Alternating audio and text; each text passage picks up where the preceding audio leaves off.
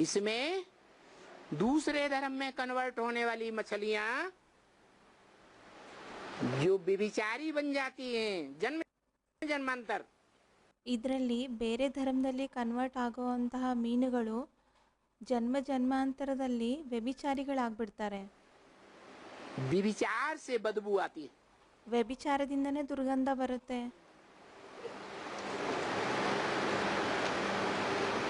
वो मछलियां अपने पिछले जन्मों की आदत से मजबूर हैं. ಆ ಮೀನುಗಳು ತಮ್ಮ ಹಿಂದಿನ ಜನ್ಮದ ಅಭ್ಯಾಸದಿಂದ ವಿವಶರಾಗಿದ್ದಾರೆ. ज्ञान मिलता है ಜ್ಞಾನ ಏನೋ ಸಿಗುತ್ತೆ, पवित्र रहने का, ಪವಿತ್ರವಾಗಿರೋದಕ್ಕೆ ಜ್ಞಾನ ಏನೋ ಸಿಗುತ್ತೆ. फिर भी बरबस अपवित्र बनती है. ಆದರೂ ಸಹ ವಿವಶರಾಗಿ ಅಪವಿತ್ರರಾಗಬೇಕಾಗುತ್ತೆ. अपनी मन बुद्धि को रोक नहीं पाती ತಮ್ಮ ಮನಸ್ಸು ಬುದ್ಧಿಯನ್ನು ತಡೆಗಟ್ಟಲಿಕ್ಕೆ ಸಾಧ್ಯ ಆಗೋದಿಲ್ಲ. और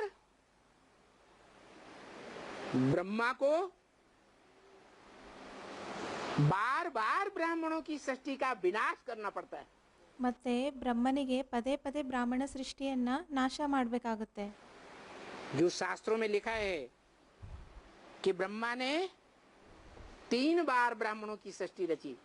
ಶಾಸ್ತ್ರದಲ್ಲಿ ಬರೆದಿದ್ದಾರೆ ಬ್ರಹ್ಮ 3 ಸಲ ಬ್ರಾಹ್ಮಣ ಸೃಷ್ಟಿಯನ್ನ ರಚನೆ ಮಾಡಿದ್ರು. और तीनों बार कैंसिल कर दी.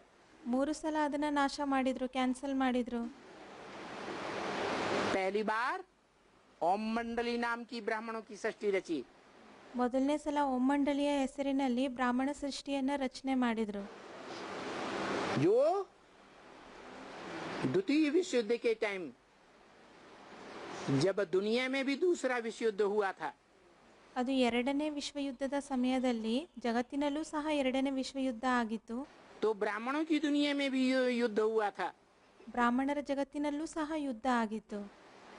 जैसे दुनिया में हिरोशिमा नष्ट कर दी गई, ಯಾವ ರೀತಿಯಾಗಿ ಜಗತ್ತಿನಲ್ಲಿ ಹಿರೋಶಿಮಾವನ್ನ ನಷ್ಟ ಮಾಡಲಾಯಿತು, ऐसे ही ब्राह्मणों की दुनिया में भी जो चैतन्य हीरो की क्षमा थी वो ध्वस्त कर दी गई. ಅದೇ ರೀತಿಯಾಗಿ ಬ್ರಾಹ್ಮಣರ ಜಗತ್ತಿನಲ್ಲೂ ಸಹ ಚೈತನ್ಯ ಹೀರೋನ ಶಮ ಯಾರಾಗಿದ್ರು ಅವರನ್ನ ಧ್ವಂಸ ಮಾಡಲಾಯಿತು. टूट गई है माला, मोती बिखर गए, 2 दिन रहकर साथ न जाने किधर गए. ಹೇಳಲಾಗುತ್ತಲ್ವಾ, ಟೂಟ್ ಗೈ ಮಾಲಾ ಮೋತಿ ಬಿಖರ್ ಗೈ, 2 ದಿನ रहकर ಸಾಥ್ ನ ಜಾನೆ ಕಿಧರ್ ಗೈ. ಮಾಲೆ ಮುರಿದು ಹೋಯಿತು, ಮುತ್ತುಗಳು ಚದುರಿ ಹೋದವು, 2 ದಿನ ಜೊತೆ ಇದ್ದು ಅದು ಎಲ್ಲಿಗೆ ಹೋಯಿತು ಎಂದು ಯಾರಿಗೆ ತಿಳಿದಿದೆ. अब बाप ब्रह्मा के द्वारा फिर सन 47 से दूसरी ब्राह्मणों की सृष्टि बनाता है. ಈಗ ತಂದೆ ಬ್ರಹ್ಮನ ಮೂಲಕ 1947ರಲ್ಲಿ ಎರಡನೇ ಬ್ರಾಹ್ಮಣರ ಸೃಷ್ಟಿಯನ್ನು ರಚನೆ ಮಾಡ್ತಾರೆ. जिसका नाम ब्रह्मा कुमारी ईश्वरीय विश्वविद्यालय रखा जाता है. ಅದರ ಹೆಸರು ಬ್ರಹ್ಮಕುಮಾರಿ ಈಶ್ವರೀಯ ವಿಶ್ವವಿದ್ಯಾಲಯ ಎಂದು ಇಡಲಾಗುತ್ತೆ. उस ब्रह्मा कुमारी ईश्वरीय विश्वविद्यालय में ब्रह्मा के द्वारा ब्रह्मा की गोद में पलने वाली ಆ ಬ್ರಹ್ಮಕುಮಾರಿ ಈಶ್ವರೀಯ ವಿಶ್ವವಿದ್ಯಾಲಯದಲ್ಲಿ ಬ್ರಹ್ಮನ ಮೂಲಕ ಬ್ರಹ್ಮನ ಮಡಿಲಿನಲ್ಲಿ ಪಾಲನೆಯನ್ನು ಪಡ್ಕೊಳ್ಳುವಂಥವ್ರು जो ब्राह्मणियां और ब्राह्मण हैं, ಯಾವ ಬ್ರಾಹ್ಮಣಿಯರು ಮತ್ತೆ ಬ್ರಾಹ್ಮಣರು ಏನಿದ್ದಾರೆ, जिनकी संख्या बहुत होती है, ಯಾರ ಸಂಖ್ಯೆ ತುಂಬಾನೇ ಜಾಸ್ತಿ ಇರುತ್ತೆ, उनको कुख वंशावली ब्राह्मण का है. ಅವರಿಗೆ ಕುಕವಂಶಾವಳಿ ಬ್ರಾಹ್ಮಣರು ಅಂತ ಹೇಳಲಾಗಿದೆ. गोद, ಕುಕ ಅಂದ್ರೆ ಮಡಿಲು. उन ब्राह्मण ब्राह्मणियों को ब्रह्मा की गोद लेने का बड़ा फकुर रहता है. ಆ ಬ್ರಾಹ್ಮಣ ಬ್ರಾಹ್ಮಣಿಯರಿಗೆ ನಾವು ಬ್ರಹ್ಮನ ಮಡಿಲಿನ ಪಾಲನೆಯನ್ನ ಪಡ್ಕೊಂಡಿದೀವಿ ಅಂತ ತುಂಬಾನೇ ಹೆಮ್ಮೆ ಇರುತ್ತೆ. क्या ಏನು? जो बार बार कहते हैं, ಪದೇ ಪದೇ ಹೇಳ್ತಾರೆ, अरे तुम कल से ज्ञान में आए हो, हमको क्या ज्ञान सुनाओगे? ನೀವು ನಿನ್ನೆ ಜ್ಞಾನದಲ್ಲಿ ಬಂದಿದ್ದೀರಾ, ನಮಗೇನು ಜ್ಞಾನ ತಿಳಿಸ್ತೀರಾ? हम तुम्हारे ज्ञान से प्रभावित होने वाले नहीं हैं. ನಾವು ನಿಮ್ಮ ಜ್ಞಾನದಿಂದ ಪ್ರಭಾವಿತ ಆಗೋರಾಗಿಲ್ಲ. हमने मम्मा बाबा की गोद ली है। ನಾವು ಮಮ್ಮ ಬಾಬರವರ ಮಡಿಲಿನ ಪಾಲನೆಯನ್ನ ಪಡ್ಕೊಂಡಿದ್ದೀವಿ. हम बहुत पुराने हैं। ನಾವು ತುಂಬಾನೇ ಹಳಬರಾಗಿದ್ದೀವಿ. हम तुम्हारी बातों में आने वाले नहीं हैं। ನಾವು ನಿಮ್ಮ ಮಾತಿನಲ್ಲಿ ಬರುವವರಾಗಿಲ್ಲ. ऐसे कह करके उड़ा देते हैं। ಆ ರೀತಿಯಾಗಿ ಹೇಳಿ ಹಾರಿಸ್ಬಿಡ್ತಾರೆ. उनको पता ही नहीं है कि ये दूसरी बार जो ब्राह्मणों की सृष्टि रची जाती है उससे भी शिव बाप और शिव बाप जिस मुकर्रर रथ को लेते हैं ಅವ್ರಿಗೆ ಗೊತ್ತೇ ಇಲ್ಲ ಎರಡನೇ ಸಲ ಏನು ಬ್ರಾಹ್ಮಣ ಸೃಷ್ಟಿಯನ್ನ ರಚಿಸಲಾಗುತ್ತೆ, ಶಿವ ತಂದೆ ಮತ್ತು ಶಿವ ತಂದೆ ಯಾವ ಮುಖರ ರಥದ ಆಧಾರ ತಗೊಳ್ತಾರೆ, वो मनुष्य सृष्टि का बाप जो परम ब्रह्म के रूप में गाया हुआ है, ಆ ಮನುಷ್ಯ ಸೃಷ್ಟಿಯ ತಂದೆ ಯಾರು ಪರಬ್ರಹ್ಮನ ರೂಪದಲ್ಲಿ ಏನು ಗಾಯನ ಆಗಿದೆಯೋ वो प्रसन्न नहीं होता है। ಅವರು ಪ್ರಸನ್ನ ಆಗೋದಿಲ್ಲ. तो क्या होता है? ಆಗ ಏನಾಗುತ್ತೆ?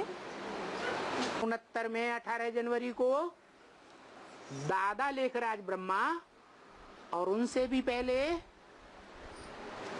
ब्राह्मणों की माँ जगदम्बा ओम राधे सरस्वती का शरीर छूटने पर 1969 ಜನವರಿ 18ರಲ್ಲಿ ಬ್ರಹ್ಮಬಾಬಾ ಮತ್ತು ಅದಕ್ಕಿಂತ ಮುಂಚೆ ಬ್ರಾಹ್ಮಣರ ತಾಯಿ ಜಗದಂಬಾ ಓಂ ರಾಧೇವಮ್ಮ ಅವರು ಸಹ ಶರೀರ ಬಿಟ್ಟ ನಂತರ उस दूसरी बार रची गई ब्राह्मणों की सृष्टि का विघटन शुरू हो जाता है।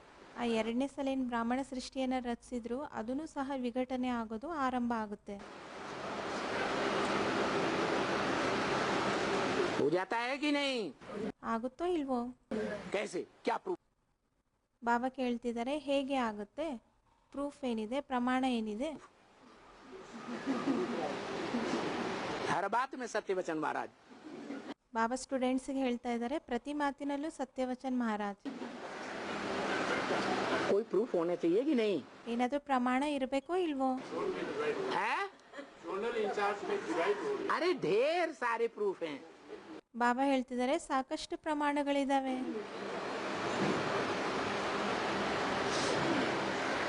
जब मम्मा बाबा का शरीर छूटता है तो जो निमित्त मात्र चंद्रवंश की स्थापना करने वाले मुखिया थे, ಮಮ್ಮ ಬಾಬಾ ಶರೀರ ಬಿಡ್ತಾರೆ. ನಿಮಿತ್ತ ಮಾತ್ರ ಚಂದ್ರವಂಶಿ ಸ್ಥಾಪನೆ ಮಾಡುವಂತಹ ಮುಖ್ಯಸ್ಥರು ಯಾರಿದ್ರು ಅವರು ಹೊರಟೋದ್ರು. तो जो देहधारी गुरु बन करके मम्मा बाबा की गद्दी पर बैठते हैं, ಇನ್ನು ಯಾರು ದೇಹದಾರಿ ಗುರುವಾಗಿ ಮಮ್ಮ ಬಾಬಾರವರ ಗದ್ದಿಯಲ್ಲಿ ಕುತ್ಕೊಳ್ತಾರೆ वो अपनी मनमानी करने लग पड़ते हैं। ಅವರು ತಮ್ಮ ಮನ್ಮತದ ಅನುಸಾರವಾಗಿ ನಡೀತಾರೆ. क्या? ಏನು? ब्रह्मा के मुख से निकली हुई ईश्वरीय वाणी को फॉलो नहीं करते। ಬ್ರಹ್ಮನ ಮುಖದಿಂದ ಬಂದಿರುವಂತಹ ಈಶ್ವರೀಯ ವಾಣಿಯನ್ನ ಫಾಲೋ ಮಾಡೋದಿಲ್ಲ. जैसे कोई भी धर्म संप्रदाय में देख लो, ಯಾವ ರೀತಿಯಾಗಿ ಯಾವುದೇ ಧರ್ಮ ಸಂಪ್ರದಾಯದಲ್ಲಿ ನೋಡಿ, धर्म पिता जब तक जीवित रहता है तब तक उस धर्म का उत्थान होता है। ಎಲ್ಲಿವರೆಗೂ ಧರ್ಮಪಿತ ಜೀವಂತವಾಗಿರ್ತಾರೆ ಅಲ್ಲಿವರೆಗೂ ಆ ಧರ್ಮದ ಉತ್ಥಾನ ಆಗುತ್ತೆ. धर्म पिता के शरीर छोड़ने के बाद उनके फॉलोअर्स उस धर्म का मटिया मेट करना शुरू कर देते हैं। ಧರ್ಮಪಿತ ಶರೀರ ಬಿಟ್ಟ ನಂತರ ಆ ಧರ್ಮದ ಅನುಯಾಯಿಗಳು ಆ ಧರ್ಮವನ್ನು ನಾಶ ಮಾಡಲು ಪ್ರಾರಂಭಿಸುತ್ತಾರೆ. पतन में ले जाते हैं। ಪತನದಲ್ಲಿ ಕರೆದುಕೊಂಡು ಹೋಗುತ್ತಾರೆ. बात सच्ची है या झूठी है? ಈ ಮಾತು ಸತ್ಯ ಆಗಿದೆನಾ ಅಥವಾ ಅಸತ್ಯ ಆಗಿದೆನಾ? है, सच्ची बात है। ಸತ್ಯವಾದ ಮಾತು ಆಗಿದೆ. तो यही बात है, ब्राह्मणों की संगमी दुनिया में शूटिंग होती है। ಇದೇ ಮಾತಾಗಿದೆ. ಬ್ರಾಹ್ಮಣರ ಸಂಗಮಿಗೆ ಜಗತ್ತಿನಲ್ಲಿ ಶೂಟಿಂಗ್ ಆಗುತ್ತೆ. ब्रह्मा दादा लेखराज और ओम राधे मम्मा का शरीर छूटने के बाद ಬ್ರಹ್ಮ ದಾದಾ ಲೇಖರಾಜ್ ಮತ್ತು ಓಮ್ರಾದೆ ಮಮ್ಮರವರ ಶರೀರ ಬಿಟ್ಟ ನಂತರ ब्राह्मणों की दुनिया में 20 ऐसे लक्षण देखने में आते हैं ಬ್ರಾಹ್ಮಣರ ಜಗತ್ತಿನಲ್ಲಿ ಆ ರೀತಿ 20 ಲಕ್ಷಣಗಳು ಕಂಡು ಬರುತ್ತೆ. जो सीढ़ी के चित्र में दिखाए गए हैं। ಯಾವುದನ್ನ ಸಿಡಿ ಚಿತ್ರದಲ್ಲಿ ತೋರಿಸಲಾಗಿದೆ. वो सारे लक्षण देखने में आते हैं ಆ ಎಲ್ಲಾ ಲಕ್ಷಣಗಳು ಕಂಡು ಬರುತ್ತೆ. जो ब्राह्मणों की दुनिया में लागू होते हैं। ಯಾವುದು ಬ್ರಾಹ್ಮಣರ ಜಗತ್ತಿನಲ್ಲಿ ಟ್ಯಾಲಿ ಆಗುತ್ತೆ. ब्राह्मणों की दुनिया का विघटन होता है, ಬ್ರಾಹ್ಮಣರ ಜಗತ್ತಿನ ವಿಘಟನೆ ಆಗುತ್ತೆ. रावण राज्य की जंजीरें दिखाई देने लगती है। ರಾವಣ ರಾಜ್ಯದ ಸರಪಣಿ ಕಂಡು ಬರುತ್ತೆ. उनमें से एक बताया भाई ने, ಅದರಲ್ಲಿ ಒಂದು ಮಾತನ್ನ ಆ ಅಣ್ಣೋರು ತಿಳಿಸಿದ್ರು ಅಂತ ಬಾಬಾ ಹೇಳ್ತಿದ್ದಾರೆ. क्या बताया? ಏನಂತ ಹೇಳಿದ್ರು? अपना अपना जोनल इंचार्ज बन करके उसी वर्ष में 69 में ही बैठ जाते। ತಮ್ಮ ತಮ್ಮ ಜೋನಿನ ಇನ್ಚಾರ್ಜ್ ಆಗಿ ಅದೇ ವರ್ಷದಲ್ಲಿ 1969ನೇ ಇಸ್ವಿಯಲ್ಲೇ ಕುತ್ಕೊಂಡ್ಬಿಡ್ತಾರೆ. पहले एक माउंट आबू से ही मम्मा बाबा के द्वारा सारे भारत के सेंटर्स का संचालन होता था। ಮೊದಲು ಮೌಂಟ್ ಆಬುನಿಂದ ಮಮ್ಮ ಬಾಬಾರವರ ಮಾಧ್ಯಮದಿಂದನೇ ಭಾರತದಲ್ಲಿ ಎಲ್ಲ ಸೆಂಟರ್ಸ್ಗಳ ಕಂಟ್ರೋಲಿಂಗ್ ನಡೀತಾ ಇತ್ತು. उनके शरीर छोड़ने के बाद ಅವ್ರ ಶರೀರ ಬಿಟ್ಟ ನಂತರ तुरंत बड़े बड़े जो देहधारी धर्मगुरु थे ತಕ್ಷಣ ದೊಡ್ಡ ದೊಡ್ಡ ದೇಹಧಾರಿ ಧರ್ಮಗುರುಗಳು ಯಾರಿದ್ರು वो आपस में लड़ पड़े ಅವರು ಪರಸ್ಪರದಲ್ಲಿ ಹೊಡೆದಾಡಿದ್ರು. और अपना अपना जोन अलग कर लिया। ಮತ್ತೆ ತಮ್ಮ ತಮ್ಮ ಜೋನ್ನ ಸಪ್ರೇಟ್ ಮಾಡ್ಕೊಂಡ್ರು. जैसे द्वापर युग के आदि में जब इब्राहिम बुद्ध क्राइस्ट आते हैं, ಯಾವ ರೀತಿಯಾಗಿ ದ್ವಾಪರಯುಗದ ಆದಿಯಲ್ಲಿ ಇಬ್ರಾಹಿಂ ಬುದ್ಧ ಕ್ರೈಸ್ಟ್ ಯಾವಾಗ ಬರ್ತಾರೆ तो वो अपना अपना धर्मखंड अलग स्थापन कर लेते हैं। ಅವರು ತಮ್ಮ ತಮ್ಮ ಧರ್ಮಖಂಡವನ್ನ ಬೇರೆ ಸ್ಥಾಪನೆ ಮಾಡ್ಕೊಳ್ತಾರೆ. और विदेशों में सबसे पहले यूरोपीय धर्मखंड है। ಮತ್ತೆ ವಿದೇಶದಲ್ಲಿ ಎಲ್ಲದಕ್ಕಿಂತ ಜಾಸ್ತಿ ಯುರೋಪಿಯನ್ ಧರ್ಮಗಳಿದಾವೆ. जहाँ के जर्मनी के विद्वान भारत के शास्त्रों का अध्ययन करते हैं। ಜರ್ಮನಿಯ ವಿದ್ವಾಂಸ ಭಾರತೀಯ ಶಾಸ್ತ್ರಗಳ ಅಧ್ಯಯನ ಮಾಡ್ತಾರೆ. मैक्स मूलर वगैरह वगैरह। ಮ್ಯಾಕ್ಸ್ ಮೂಲರ್ ಇತ್ಯಾದಿ ಆಗಿರ್ಬೋದು. और यहाँ का सारा शास्त्रीय भंडार अपने देशों में खींच के ले जाते हैं। ಇಲ್ಲಿ ಅಂದ್ರೆ ಭಾರತದ ಎಲ್ಲಾ ಶಾಸ್ತ್ರಗಳ ಭಂಡಾರವನ್ನ ತಮ್ಮ ದೇಶದಲ್ಲಿ ಎಳ್ಕೊಂಡು ಹೋಗ್ತಾರೆ. और इतना मंथन करते हैं कि अपन को बड़ा भारी विद्वान समझने लगते हैं। ಎಷ್ಟು ಮಂಥನ ಮಾಡ್ತಾರೆ ಅಂದ್ರೆ ತಮ್ಮನ್ನ ತುಂಬಾನೇ ದೊಡ್ಡ ವಿದ್ವಾಂಸ ಅಂತ ತಿಳ್ಕೊಳ್ತಾರೆ. मनमत के आधार पर वही जर्मनी जो क्रिश्चियंस में 2 भागों में बट गई थी, ಮನ್ಮತದ ಆಧಾರದ ಮೇಲೆ ಅದೇ ಜರ್ಮನಿ ಕ್ರಿಶ್ಚಿಯನ್ಸ್ನಲ್ಲಿ 2 ಭಾಗ ವಿಭಜನೆ ಆಗಿತ್ತು. एक नास्तिक क्रिश्चियंस ಒಂದಾಗಿದೆ ನಾಸ್ತಿಕ ಕ್ರಿಶ್ಚಿಯನ್ಸ್ रशिया के, ರಷ್ಯಾದಲ್ಲಿ. जर्मनी का कुछ हिस्सा रशिया के अधिकार में भी था। ಜರ್ಮನಿಯ ಸ್ವಲ್ಪ ಭಾಗ ರಷ್ಯಾದ ಅಧಿಕಾರದಲ್ಲೂ ಸಹ ಇತ್ತು. और आधा हिस्सा यूरोपीय क्रिश्चियंस के अधिकार में भी था। ಇನ್ನು ಅರ್ಧ ಭಾಗ ಯುರೋಪಿಯನ್ ಕ್ರಿಶ್ಚಿಯನ್ಸರ ಅಧಿಕಾರದಲ್ಲೂ ಸಹ ಇತ್ತು. और उन नास्तिक क्रिश्चियंस ने जो शास्त्रों में पढ़ाई पढ़ी गई, ಆ ನಾಸ್ತಿಕ ಕ್ರಿಶ್ಚಿಯನ್ಸರು ಏನು ಶಾಸ್ತ್ರಗಳಲ್ಲಿ ಅಧ್ಯಯನ ಮಾಡಿದ್ರು कि प्राचीन काल में आग्नेय अस्त्र तैयार किए जाते थे। ಪ್ರಾಚೀನ ಕಾಲದಲ್ಲಿ ಆಗ್ನೇಯ ಅಸ್ತ್ರಗಳನ್ನು ತಯಾರು ಮಾಡ್ತಾ ಇದ್ರು. यादवों के पेट से मिसाइल्स रूपी मूसल निकले थे। ಯಾದವರ ಹೊಟ್ಟೆಯಿಂದ ಮಿಸೈಲ್ಸ್ ರೂಪಿ ಒಣಕೆಗಳು ಬಂದಿತ್ತು. और उनसे यादवों के सारे कुल का विनाश हुआ। ಅದರಿಂದ ಯಾದವರ ಇಡೀ ಕುಲ ನಾಶ ಆಗೋಯ್ತು.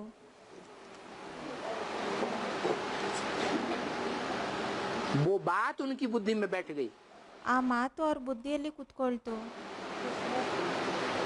और उन्होंने एटॉमिक एनर्जी का निर्माण कर लिया. ಅವರು ಅಟಮಿಕ್ ಎನರ್ಜಿಯ ನಿರ್ಮಾಣ ಮಾಡಿದ್ರು. तो देखो सारा ज्ञान तो सीखा, ನೋಡಿ ಪೂರ್ತಿ ಜ್ಞಾನವನ್ನೇನು ಕಲಿತ್ರು. 5 तत्वों का 5 एलिमेंट का सारा ज्ञान लिया. 5 ತತ್ವಗಳ 5 ಎಲಿಮೆಂಟ್ನ ಜ್ಞಾನವನ್ನೇನು ಪಡ್ಕೊಂಡ್ರು. भौतिकवाद 5 भूतों का सारा ज्ञान लिया. ಭೌತಿಕವಾದ ಪಂಚಭೂತಗಳ ಜ್ಞಾನವನ್ನ ಪಡ್ಕೊಂಡ್ರು. लेकिन आत्मा का ज्ञान बिल्कुल नहीं ले सके. ಆದ್ರೆ ಆತ್ಮದ ಜ್ಞಾನವನ್ನ ಅಸಲು ತಗೊಳ್ಲಿಕ್ಕೆ ಆಗ್ಲಿಲ್ಲ. और आत्माओं के बाप को पहचानने का तो सवाल पैदा ही नहीं होता. ಇನ್ನು ಆತ್ಮಗಳ ತಂದೆಯನ್ನು ಗುರುತಿಸುವಂತಹ ಪ್ರಶ್ನೆನೇ ಹುಟ್ಟೋದಿಲ್ಲ. तो कैसा पतन के गर्त में जाते हैं. ಯಾವ ರೀತಿಯಾಗಿ ಪತನದಲ್ಲಿ ಹೋಗ್ತಾರೆ. तो सबसे पहले बनाने वाला तो एटॉमिक बम बनाने सबसे पहले तो नास्तिक ही होगी. ಅಲ್ಲಿ ಸ್ಟೂಡೆಂಟ್ ಹೇಳ್ತಾ ಇದ್ದಾರೆ ಅಟಮ್ ಬಾಂಬ್ಸ್ಗಳನ್ನ ನಿರ್ಮಾಣ ಮಾಡೋದ್ರಲ್ಲಿ ನಾಸ್ತಿಕರು ಮೊದಲು ರಷ್ಯನ್ಸೇ ಆಗಿದಾರಲ್ವ ಅಂತ ಕೇಳ್ತಿದ್ದಾರೆ. इंतहा देह भान में जाएंगे, देह अहंकार में जाएंगे तो इंतहा विनाश के निमित्त बनेंगे या नहीं बनेंगे. ಬಾಬಾ ಹೇಳ್ತಿದ್ದಾರೆ ಅತ್ಯಂತ ದೇಹಭಾನದಲ್ಲಿ ಹೋದಾಗ, ದೇಹ ಅಹಂಕಾರದಲ್ಲಿ ಹೋದಾಗ ಆಗ ಅತಿ ವಿನಾಶಕ್ಕೆ ನಿಮಿತ್ತ ಆಗ್ತಾರೋ ಇಲ್ವೋ. तो ऐसे ही बन गए. ಅದೇ ರೀತಿ ಆಗ್ತಾರೆ. उन्हें ये पता ही नहीं कि इस मनुष्य सृष्टि में हमारा भी कोई बाप है. ಅವರಿಗಿದು ಗೊತ್ತೇ ಇಲ್ಲ ಈ ಮನುಷ್ಯ ಸೃಷ್ಟಿಯಲ್ಲಿ ನಮಗೂ ಸಹ ತಂದೆ ಇದ್ದಾರೆ ಅನ್ನೋದು. क्या ಏನು? वो तो देह अहंकारी सांडे बन ही गए. ಅವರಂತೂ ದೇಹ ಅಹಂಕಾರಿ ಗೂಳಿ ಅಂತೂ ಆಗಿದ್ದಾರೆ. इतने देह अहंकार में चूर हो गए कि जिस डाली पर बैठे हैं उसी को काट रहे हैं. ದೇಹ ಅಹಂಕಾರದಲ್ಲಿ ಎಷ್ಟು ಚೂರ್ ಚೂರ್ ಆಗಿದ್ದಾರೆ ಅಂದ್ರೆ ಯಾವ ಟೊಂಗೆಯಲ್ಲಿ ಕುತ್ಕೊಂಡಿದ್ದಾರೋ ಅದೇ ಟೊಂಗೆಯನ್ನ ಕತ್ತರಿಸ್ತಾ ಇದ್ದಾರೆ. जिस दुनिया में बैठे हैं उसी को भस्म करने के लिए बारूद तैयार कर लिया. ಯಾವ ಜಗತ್ತಿನಲ್ಲಿ ಕುತ್ಕೊಂಡಿದ್ದಾರೋ ಅದೇ ಜಗತ್ತನ್ನ ಭಸ್ಮ ಮಾಡುವಂತಹ ಬಾಂಬ್ಸ್ಗಳನ್ನ ತಯಾರು ಮಾಡಿದ್ದಾರೆ. लेकिन जब उन्हें पता चला द्वितीय विश्व युद्ध में ಆದ್ರೆ ಅವ್ರಿಗೆ ಯಾವಾಗ ಗೊತ್ತಾಯ್ತು ಎರಡನೇ ವಿಶ್ವ ಯುದ್ಧದಲ್ಲಿ ये कितनी खतरनाक चीज हम बना रहे हैं. ಇದು ಎಷ್ಟೊಂದು ಭಯಾನಕವಾಗಿರೋ ವಸ್ತುನ ನಾವು ತಯಾರು ಮಾಡ್ತಾ ಇದ್ದೀವಿ. फिर भी लड़ाई के शोर में, वातावरण में अपनी जो हैसियत है देह अहंकार की उसको भूल नहीं पाए. ಅದೇ ರೀತಿಯಾಗಿ ಯುದ್ಧದ ಗಲಾಟೆಯಲ್ಲಿ ವಾತಾವರಣದಲ್ಲಿ ತಮ್ಮ ಸ್ಥಿತಿ ಏನಿದೆಯೋ ದೇಹ ಅಹಂಕಾರದ ಅದನ್ನ ಮರಿಲಿಕ್ಕಾಗಲಿಲ್ಲ. और बनाते ही चले गए. ಮತ್ತೆ ಅಂದ್ರೆ ಅಟಮ್ ಬಾಂಬ್ಸ್ಗಳನ್ನ ತಯಾರು ಮಾಡ್ತಾನೆ ಹೋದ್ರು. द्वितीय विश्व युद्ध में 20-20 मेगावाट की बम्बियां तैयार की थी. ಎರಡನೇ ವಿಶ್ವ ಯುದ್ಧದಲ್ಲಿ 20 ಮೆಗಾವ್ಯಾಟ್ ಪವರ್ ಉಳ್ಳ ಬಾಂಬ್ಸ್ಗಳನ್ನ ತಯಾರು ಮಾಡ್ತಾನೆ ಹೋದ್ರು. अभी तो हजारों हजार मेगावाट के शस्त्र तैयार किए हुए.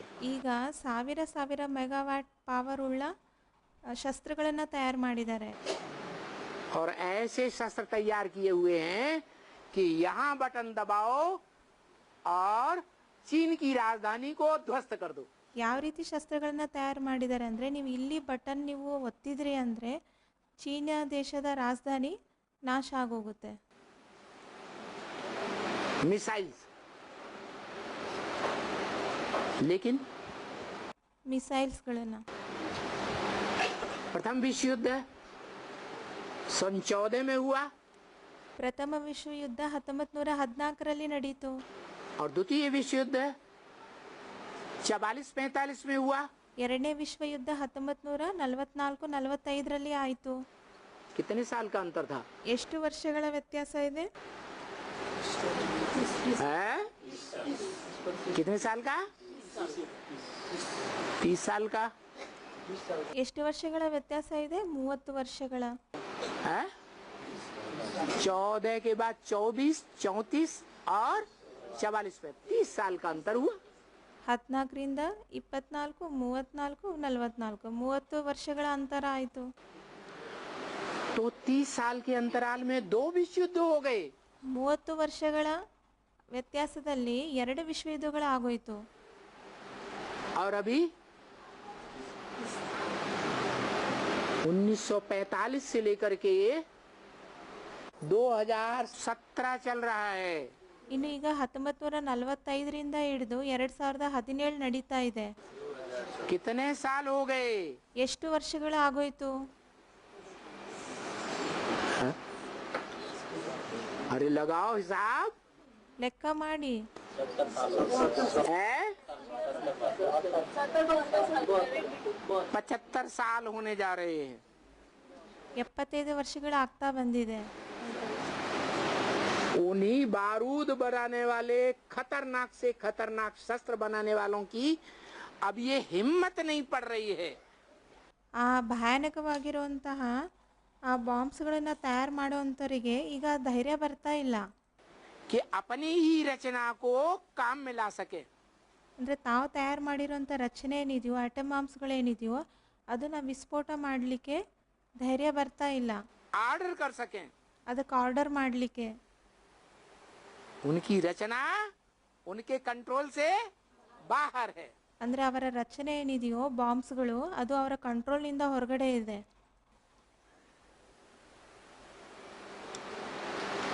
तो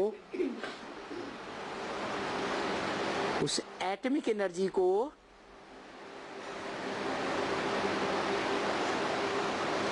काम में लाने के लिए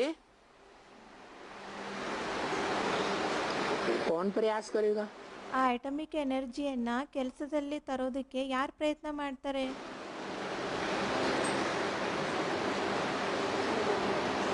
अरे कोई करेगा या नहीं करेगा? ಯಾರಾದರೂ ಮಾಡ್ತಾರೋ ಇಲ್ವೋ? कौन करेगा? ಯಾರು ಮಾಡ್ತಾರೆ? है? हर हर बम बम गाया हुआ है. ಹರ್ ಹರ್ ಬಮ್ ಬಮ್ ಗಾಯನ ಇದೆ. क्या? ಏನು? हर माने सारी दुनिया 500-700 करोड़ के पापों को हरण करने वाला. ಹರ್ ಅಂದರೆ ಇಡೀ ಜಗತ್ತಿನ ಅಂದರೆ 500-700 ಕೋಟಿ ಆತ್ಮಗಳ ಪಾಪವನ್ನು ಹರಣ ಮಾಡುವಂತರಾಗಿದ್ದಾರೆ. एक ही वहाँ विनाशकारी है ಒಬ್ಬರೇ ವಿನಾಶಕಾರಿ ಆಗಿರೋದು. जो सारी दुनिया को विनाश करने वाला है, ಯಾರು ಇಡೀ ಜಗತ್ತನ್ನ ವಿನಾಶ ಮಾಡುವಂತರಾಗಿದ್ದಾರೆ, परंतु उसका विनाश होने वाला नहीं है. ಆದರೆ ಅವ್ರದ್ದು ವಿನಾಶ ಆಗುವಂಥದ್ದಾಗಿಲ್ಲ. वो इस सृष्टि पर सदा मौजूद रहता है. ಅವ್ರು ಈ ಸೃಷ್ಟಿಯಲ್ಲಿ ಸದಾ ಉಪಸ್ಥಿತರಾಗಿರ್ತಾರೆ. सृष्टि के सात्विक काल में भी मौजूद था. ಸೃಷ್ಟಿಯ ಸಾತ್ವಿಕ ಕಾಲದಲ್ಲೂ ಸಹ ಉಪಸ್ಥಿತರಾಗಿರ್ತಾರೆ. कैसे सात्विक काल में? ಹೇಗೆ ಸಾತ್ವಿಕ ಕಾಲದಲ್ಲಿ? जब अतीन्द्रिय सुख की सृष्टि रची थी. ಯಾವಾಗ ಅತೀಂದ್ರಿಯ ಸುಖದ ಸೃಷ್ಟಿಯನ್ನು ರಚಿಸಲಾಗಿತ್ತು, 16,000 गोप गोपिकाओं के लिए, 16,000 ಗೋಪ ಗೋಪಿಯರಿಗೋಸ್ಕರ, योगी योगिनियों के लिए ಯೋಗಿ ಯೋಗಿನಿಯರಿಗೋಸ್ಕರ ऐसा सात्विक स्टेज वाला, ಅಂತ ಸಾತ್ವಿಕ ಸ್ಥಿತಿ ಉಳ್ಳವರು, ऐसा योगी ಅಂತಹ ಯೋಗಿ दुनिया का बड़े से बड़ा महायोगी, ಜಗತ್ತಿನ ಅತಿ ದೊಡ್ಡ ಮಹಾಯೋಗಿ, जिस योगी को ब्रह्मा की बड़े से बड़ी औलाद ज्ञानेश्वर और योगेश्वर के रूप में आज भी याद किया जा रहा है. ಆ ಯೋಗಿಯನ್ನ ಬ್ರಹ್ಮನ ದೊಡ್ಡ ಸಂತಾನ ಜ್ಞಾನೇಶ್ವರ ಯೋಗೇಶ್ವರನ ರೂಪದಲ್ಲಿ ಇವತ್ತೂ ಸಹ ನೆನಪು ಮಾಡಲಾಗುತ್ತೆ. वो ज्ञानेश्वर, ಅವರು ಜ್ಞಾನೇಶ್ವರ ಆಗಿದ್ದಾರೆ. वो योगेश्वर सनत कुमार, ಆ ಯೋಗೇಶ್ವರ ಸನತ್ ಕುಮಾರ ಆಗಿದ್ದಾರೆ. जिस धर्म पिता की यादगार में सनातन धर्म की स्थापना हुई थी। ಧರ್ಮಪಿತನ ನೆನಪಾರ್ಥದಲ್ಲಿ ಸನಾತನ ಧರ್ಮದ ಸ್ಥಾಪನೆ ಆಗಿತ್ತು. जैसे दुनिया के और भी धर्मों में धर्म पिताओं के नाम पर धर्म का नाम डिक्लेयर हुआ। ಜಗತ್ತಿನ ಅನ್ಯ ಧರ್ಮಗಳಲ್ಲೂ ಸಹ ಧರ್ಮಪಿತನ ಹೆಸರಿನ ಆಧಾರದ ಮೇಲೆನೆ ಧರ್ಮದ ಹೆಸರು ಡಿಕ್ಲೇರ್ ಆಯಿತು. ऐसे ही उस सत्य सनातन धर्म में ಅದೇ ರೀತಿಯಾಗಿ ಸತ್ಯ ಸನಾತನ ಧರ್ಮದಲ್ಲಿ वो आत्मा आज भी विख्यात है, ಆ ಆತ್ಮ ಇವತ್ತೂ ಸಹ ವಿಖ್ಯಾತರಾಗಿದ್ದಾರೆ. जो महाज्ञानी के रूप में कही गई है। ಯಾರಿಗೆ ಮಹಾಜ್ಞಾನಿಯ ರೂಪದಲ್ಲಿ ಹೇಳಲಾಗಿದೆ. योगीश्वर, योगियों का ईश्वर, और ಯೋಗೇಶ್ವರ ಅಂದ್ರೆ ಯೋಗಿಗಳಿಗೆ ಈಶ್ವರ ಆಗಿದ್ದಾರೆ, ज्ञानियों का भी ईश्वर, ಜ್ಞಾನಿಗಳಿಗೂ ಸಹ ಈಶ್ವರ ಆಗಿದ್ದಾರೆ. जिसको गीता में कहा है ज्ञान योग अलग अलग नहीं है। ಗೀತೆಯಲ್ಲೂ ಸಹ ಹೇಳಿದರೆ ಜ್ಞಾನ ಮತ್ತು ಯೋಗ ಬೇರೆ ಬೇರೆ ಆಗಿಲ್ಲ. संपूर्ण ज्ञानी है तो संपूर्ण योगी जरूर। ಸಂಪೂರ್ಣ ಜ್ಞಾನಿ ಆಗಿದ್ದಾರೆ ಅಂದ್ರೆ ಸಂಪೂರ್ಣ ಯೋಗಿನೂ ಸಹ ಖಂಡಿತ ಆಗಿದ್ದಾರೆ. संपूर्ण योगी है तो संपूर्ण ज्ञानी जरूर है। ಸಂಪೂರ್ಣ ಯೋಗಿ ಆಗಿದ್ದಾರೆ ಅಂದ್ರೆ ಸಂಪೂರ್ಣ ಜ್ಞಾನಿನೂ ಖಂಡಿತ ಆಗಿದ್ದಾರೆ. योगी है तो किसके साथ योग लगाने वाला है? ಯೋಗಿ ಆಗಿದ್ದಾರೆ ಅಂದ್ರೆ ಯಾರ ಜೊತೆ ಯೋಗವನ್ನ ಜೋಡಿಸುವಂತರಾಗಿದ್ದಾರೆ? है? ऊंचे ऊंचे एक बाप के साथ योग लगाने वाला योगी। ಶ್ರೇಷ್ಠಾದಿ ಶ್ರೇಷ್ಠ ಒಬ್ಬ ತಂದೆಯ ಜೊತೆ ಯೋಗವನ್ನ ಜೋಡಿಸುವಂತರಾಗಿದ್ದಾರೆ. और योगी तभी बन सकता है जब इस सृष्टि में जो ऊंचे ऊंचे है ಯೋಗಿ ಅವಾಗೆ ಆಗ್ಲಿಕ್ಕೆ ಸಾಧ್ಯತೆ ಇದೆ ಈ ಸೃಷ್ಟಿಯಲ್ಲಿ ಶ್ರೇಷ್ಠಾದಿ ಶ್ರೇಷ್ಠ ಯಾರಿದ್ದಾರೆ उसको पहचानने वाला हो। ಅವರನ್ನ ಗುರುತಿಸುವಂತರು ಸಹ ಇರಬೇಕು. बिंदी बिंदी आत्माओं के बाप ज्योति बिंदु शिव को ಬಿಂದು ಬಿಂದು ಆತ್ಮಗಳ ತಂದೆ ಜ್ಯೋತಿ ಬಿಂದು ಶಿವನನ್ನ बेसिक नॉलेज वालों ने भी पहचान लिया। ಬೇಸಿಕ್ ನಾಲೆಜ್ ನಲ್ಲೂ ಸಹ ಗುರುತಿಸಿದ್ರು. पहचाना कि नहीं ಗುರುತಿಸಿದ್ರೋ ಇಲ್ವೋ? है कि वो ज्योति बिंदु शिव आत्माओं का बाप है।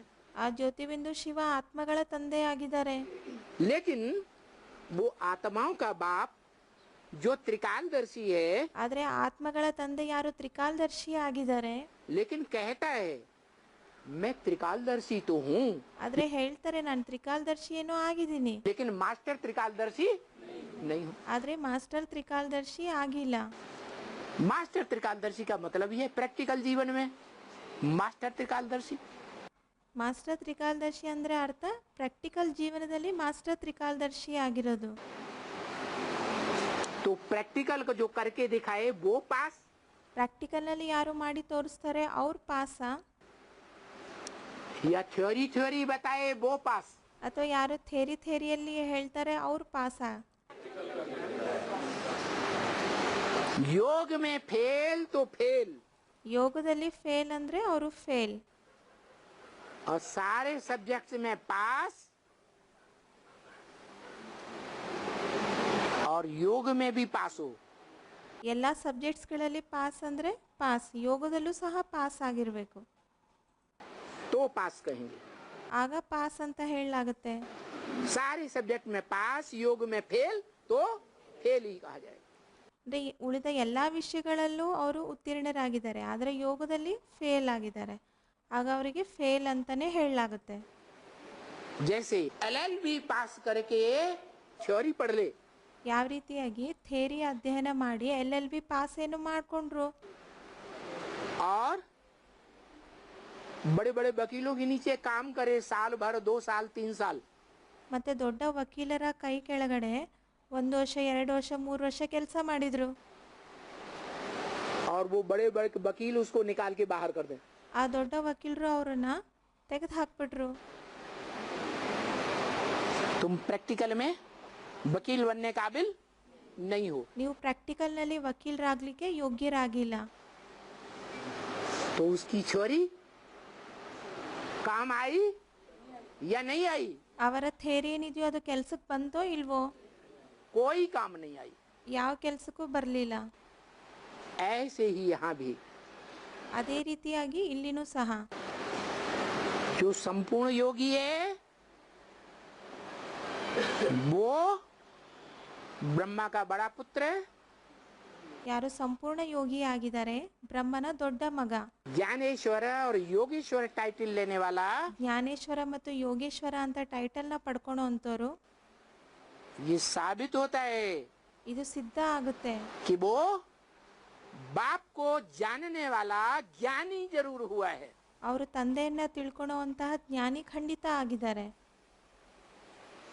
बाप को जानने वाला ही नहीं है ತಂದೆಯನ್ನ ತಿಳ್ಕೊಳೋರೇ ಆಗಿಲ್ಲ ಅಂದಾಗ तो जानने वाला नहीं है तो ज्ञानी या अज्ञानी, ತಂದೆಯನ್ನ ತಿಳ್ಕೊಳೋರು ಆಗಿಲ್ಲ ಅಂದಾಗ ಆಗ ಅವರಿಗೆ ಜ್ಞಾನಿ ಅಂತ ಹೇಳಲಾಗತ್ತಾ ಅಥವಾ ಅಜ್ಞಾನಿ ಅಂತ ಹೇಳಲಾಗತ್ತಾ? है जानता पार्टी का या अज्ञानता पार्टी का? ಅಂದರೆ ಜಾನತಾ ಪಾರ್ಟಿ ಅಂತ ಹೇಳಲಾಗತ್ತಾ ಅಥವಾ ಅಜ್ಞಾನತಾ ಪಾರ್ಟಿ ಅಂತ ಹೇಳಲಾಗತ್ತಾ? है क्या कहेंगे? हाँ अज्ञानी है। ಅಜ್ಞಾನಿ ಆಗಿದ್ದಾರೆ. जानता पार्टी का वो नारायण नहीं है, ಜಾನತಾ ಪಾರ್ಟಿ ಆ ನಾರಾಯಣ ಆಗಿಲ್ಲ. जनता पार्टी का उदय करने वाला कौन था? ಜಾನತಾ ಪಾರ್ಟಿಯ ಉದಯ ಮಾಡುವಂಥವ್ರು ಯಾರಾಗಿದ್ರು? गुजरात से निकला था। ಗುಜರಾತ್ನಿಂದ ಬಂದಿದ್ರು. है? हाँ जय प्रकाश नारायण। ಜಯಪ್ರಕಾಶ್ ನಾರಾಯಣ್. वो दुनिया में भी जय प्रकाश नारायण, ಜಗತ್ನಲ್ಲೂ ಸಹ ಜಯಪ್ರಕಾಶ್ ನಾರಾಯಣ ಆಗಿದ್ದಾರೆ. ऐसे ही ब्राह्मणों की दुनिया में भी जय प्रकाश नारायण। ಅದೇ ರೀತಿಯಾಗಿ ಬ್ರಾಹ್ಮಣರ ಜಗತ್ತಿನಲ್ಲೂ ಸಹ ಜಯಪ್ರಕಾಶ್ ನಾರಾಯಣ್. क्या ಏನು था? जो गुजरात से ही निकलता है सन 76 में। 1976ರಲ್ಲಿ ಅವರು ಸಹ ಗುಜರಾತ್ನಿಂದನೇ ಬರುತ್ತಾರೆ. और उसका साथी कृष्ण वाली आत्मा कृष्ण मुरारी देसाई। ಇನ್ನು ಅವರ ಜೊತೆಗಾರ ಆಗಿರ್ತಾರೆ ಕೃಷ್ಣನ ಆತ್ಮ ಕೃಷ್ಣ ಮುರಾರಿ ದೇಸಾಯಿ. वो बनती है ಅವ್ರು ಆಗ್ತಾರೆ. लेकिन साथ ही तो बनती है, ಆದ್ರೆ ಜೊತೆಯಲ್ಲೇ ಆಗ್ತಾರಲ್ವಾ? लेकिन एक अवगुण विशेष है, वो अपना ही मूत पीता था। ಆದ್ರೆ ಒಂದು ಅವರ ಅವಗುಣ ವಿಶೇಷವಾಗಿದೆ. ಏನು? ಅವರು ತಮ್ಮ ಮೂತ್ರವನ್ನೇ ಸೇವನೆ ಮಾಡ್ತಾ ಇದ್ರು. क्या ಏನು? क्या दूसरों को भी सिखाता था। ಬೇರೆಯವರಿಗೂ ಸಹ ಕಲಿಸ್ತಾ ಇದ್ರು. करो ಏನ್ ಮಾಡಿ? क्या करो? ಏನ್ ಮಾಡಿ? समूत्र पान करो। ಸ್ವಮೂತ್ರದ ಸೇವನೆ ಮಾಡಿ.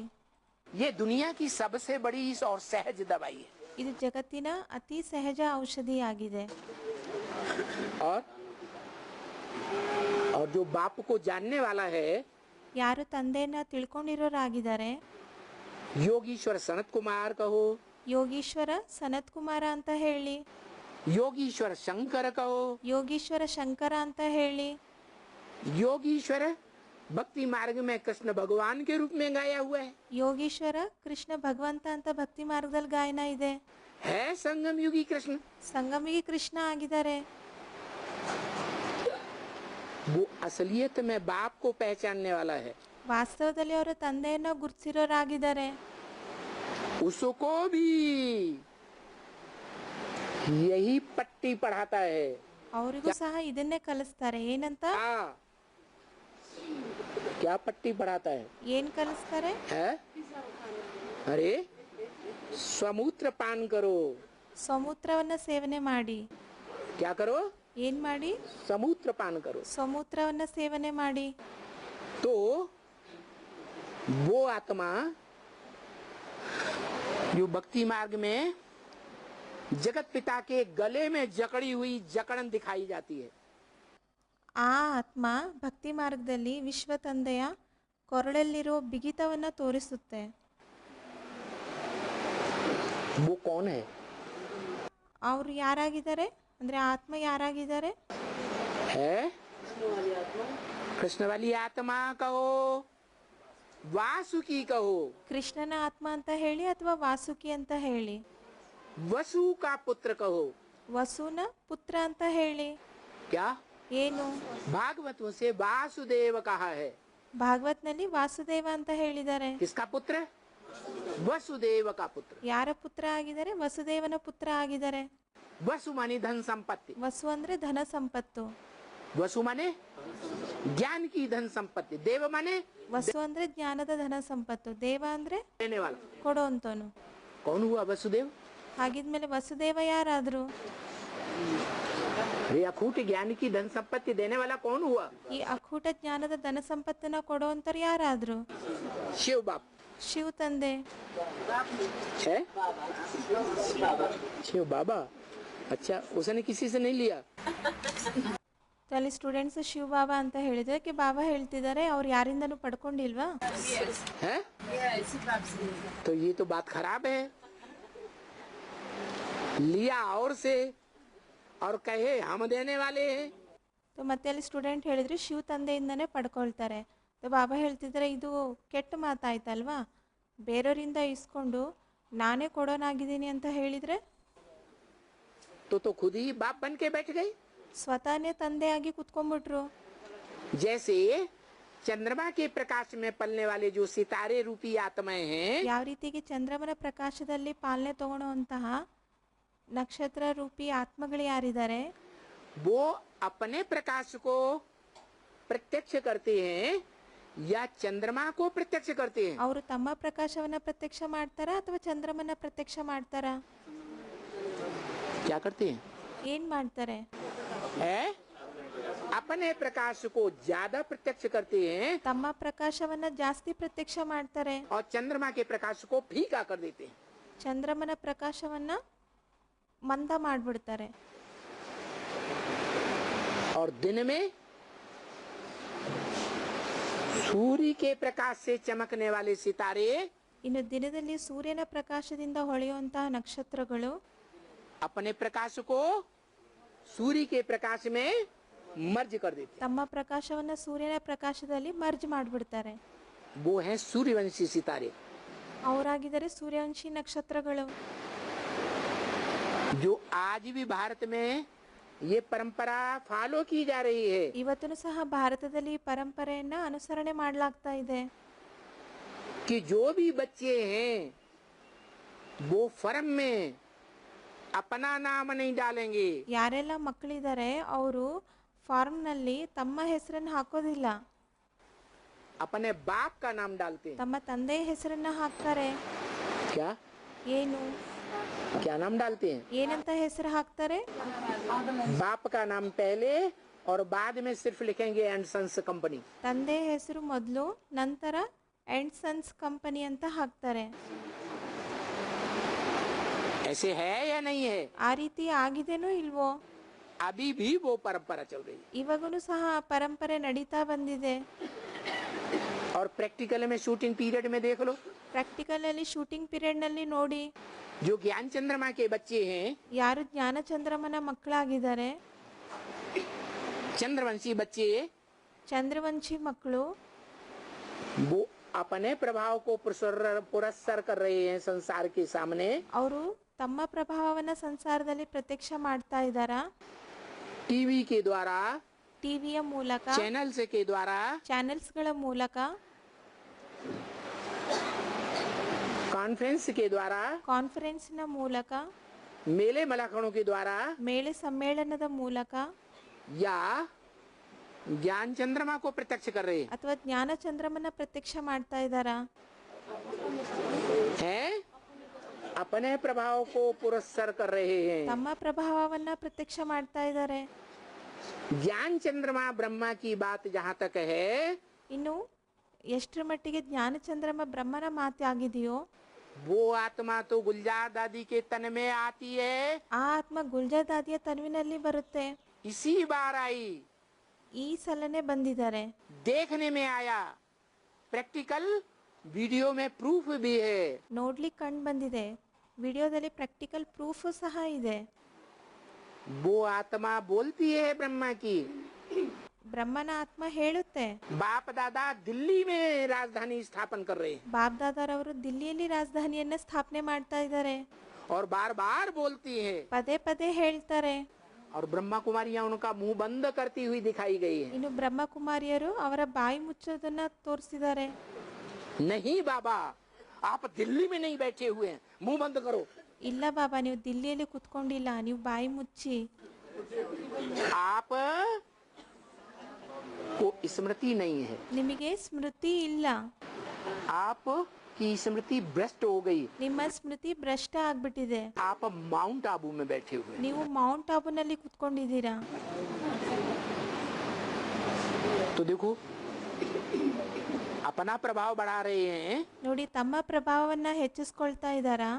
चंद्रवंशी सितारे, ಚಂದ್ರವಂಶಿ ನಕ್ಷತ್ರಗಳು, रात के सितारे, ರಾತ್ರಿಯ ನಕ್ಷತ್ರಗಳು, ज्ञान चंद्रमा का प्रभाव बढ़ा रहे हैं। ಅಥವಾ ಜ್ಞಾನ ಚಂದ್ರಮ ಅವರ ಪ್ರಭಾವವನ್ನ ಹೆಚ್ಚಿಸ್ತಾ ಇದ್ದಾರಾ. अपना प्रभाव बढ़ा रहे हैं। ತಮ್ಮ ಪ್ರಭಾವವನ್ನ ಹೆಚ್ಚಿಸ್ಕೊಳ್ತಾ ಇದ್ದಾರೆ. तो सूर्यवंशियों की यही प्रभुताई है। ಹಾಗಾಗಿ ಸೂರ್ಯವಂಶಿಗಳದ್ದು ಇದೇ ಪ್ರಭುತಾಯಿ ಆಗಿರೋದು. वो बाप की प्रत्यक्षता में अपनी प्रत्यक्षता मानते हैं। ಅವರು ತಂದೆಯ ಪ್ರತ್ಯಕ್ಷತೆಯಲ್ಲಿ ತಮ್ಮ ಪ್ರತ್ಯಕ್ಷತೆ ಅಂತ ಒಪ್ಕೊಳ್ತಾರೆ. क्या? ಏನು?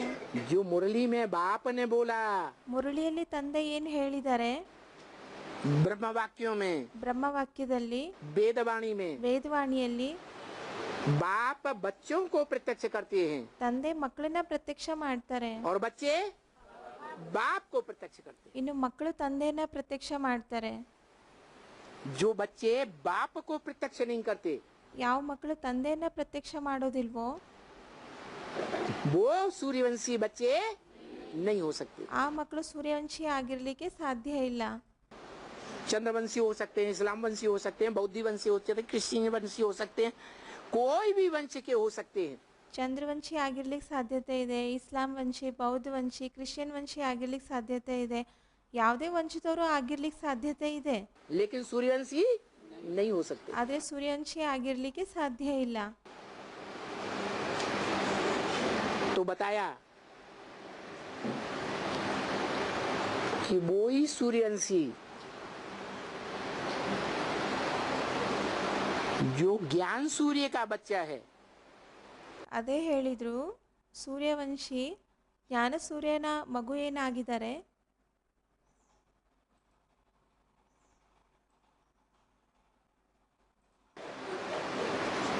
जिसको ज्ञान सूर्य आकर के अपना बड़ा बच्चा समझ के ಜ್ಞಾನ ಸೂರ್ಯ ಬಂದು ಯಾರನ್ನ ತಮ್ಮ ದೊಡ್ಡ ಮಗ ಅಂತ ತಿಳ್ಕೊಂಡು सारा अखूट ज्ञान का भंडार देते हैं ಅಕ್ಕೂಟ ಧನ ಸಂಪತ್ತನ್ನ ಅವರಿಗೆ ಕೊಡ್ತಾರೆ. और वो प्रैक्टिकल जीवन में धारण भी करता है। ಅವರು ಪ್ರಾಕ್ಟಿಕಲ್ ಜೀವನದಲ್ಲಿ ಧಾರಣೆನೂ ಸಹ ಮಾಡ್ಕೊಳ್ತಾರೆ. कैसे धारण करता है? ಹೇಗೆ ಧಾರಣೆ ಮಾಡ್ಕೊಳ್ತಾರೆ?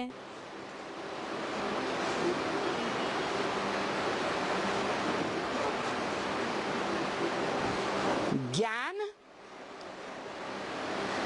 जितना सुनेंगे सुनाएंगे ಜ್ಞಾನವನ್ನ ಎಷ್ಟು ಕೇಳ್ತೀರಾ, ಹೇಳ್ತೀರಾ, तो अपना बनेगा, ಅಷ್ಟೇ ನಮ್ಮದಾಗುತ್ತೆ. या सुनने सुनाने के साथ समझेंगे और समझाएंगे तो अपना बनेगा। ಜ್ಞಾನವನ್ನ ಕೇಳಿದ್ರು ಹೇಳಿದ್ರ ಜೊತೆ ನಾವು ಎಷ್ಟು ಅರ್ಥ ಮಾಡ್ಕೊಳ್ತೀವಿ, ಎಷ್ಟು ಅರ್ಥ ಪಡಿಸ್ತೀವಿ, ಅಷ್ಟು ನಮ್ಮದಾಗುತ್ತಾ? समझेंगे और समझाएंगे, विस्तार से समझेंगे, ಅರ್ಥ ಮಾಡ್ಕೊಳ್ತೀವಿ, ಅರ್ಥ ಪಡಿಸ್ತೀವಿ, ವಿಸ್ತಾರದಲ್ಲಿ ಅರ್ಥ ಪಡಿಸ್ತೀವಿ, व्याख्या सहित समझेंगे ವಾಕ್ಯ ಸಹಿತವಾಗಿ ಅರ್ಥ ಮಾಡ್ಕೊಳ್ತೀವಿ, और दूसरों को समझाएंगे। ಮತ್ತೆ ಬೇರೆಯವರಿಗೂ ತಿಳಿಸ್ತೀವಿ. तो जो बच्चे और उन बच्चों में जो अव्वल नंबर बच्चा ಯಾವ ಮಕ್ಕಳು ಮತ್ತೆ ಅದರಲ್ಲಿ ಅಬ್ಬಲ್ ನಂಬರ್ ಮಗು ಯಾರಾಗಿದ್ದಾರೆ, ज्ञान सूर्य के ज्ञान प्रकाश को धारण करता है प्रैक्टिकल जीवन में, ಜ್ಞಾನ ಸೂರ್ಯನ ಜ್ಞಾನ ಪ್ರಕಾಶವನ್ನ ಪ್ರಾಕ್ಟಿಕಲ್ ಜೀವನದಲ್ಲಿ ಯಾರು ಧಾರಣೆ ಮಾಡ್ಕೊಳ್ತಾರೆ, शरीर की कर्मेंद्रियों के साथ ಶರೀರದ ಕರ್ಮೇಂದ್ರಿಯಗಳ ಜೊತೆ वो ही बच्चा विश्व का बादशाह बन सकता है, ಅದೇ ಮಕ್ಕಳು ವಿಶ್ವದ ಬಾದಶಾ ಆಗ್ಲಿಕ್ಕೆ ಸಾಧ್ಯತೆ ಇದೆ. क्योंकि वो अपने स्वरूप को पहचानता है ಏಕೆಂದ್ರೆ ಅವರು ತಮ್ಮ ಸ್ವರೂಪವನ್ನ ಗುರುತಿಸಿದ್ದಾರೆ और अपने बाप को पहचानता है. ಮತ್ತೆ ತಮ್ಮ ತಂದೆಯನ್ನು ಸಹ ಗುರುತಿಸಿದ್ದಾರೆ. वो योगी क्या, जिसने अपने योगी राज बाप को नहीं जाना. ಆ ಎಂಥ ಯೋಗಿ ಆಗಿದ್ದಾರೆ ಯಾರು ತಮ್ಮ ಯೋಗಿರಾಜ ತಂದೆಯನ್ನೇ ಗುರುತಿಸಿಲ್ಲ ಅಂದಾಗ